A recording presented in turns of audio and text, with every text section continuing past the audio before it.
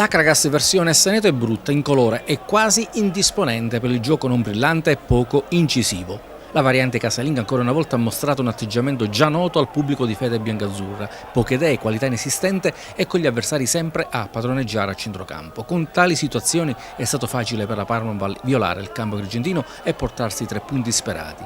Una rete di Paterniti è stata bastevole per gettare nello sconforto la tifoseria argentina che aspetta di vedere la prima vittoria stagionale che manca tra Coppa e campionato dallo scorso 18 aprile, ultima di ritorno contro il retrocesso Bagheria.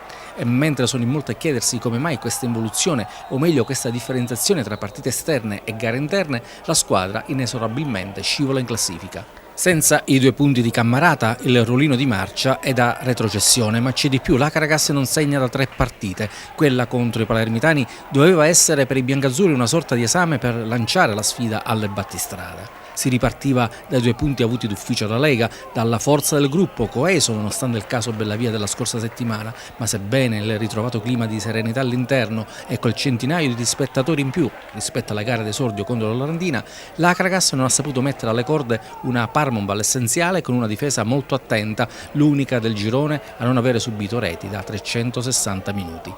Tra i biancazzurri il solo Parisi ha dato un pizzico di vivacità, per il resto Vinciguerra è l'ombra di quel giocatore tanto ammirato con la Gattopardo, fattoruso e fin troppo isolato e sempre ben marcato dai difensori di turno. Gli arrivano pochi palloni giocabili perché in mezzo al campo c'è tanto lavoro di quantità, ma è inesistente quello di qualità.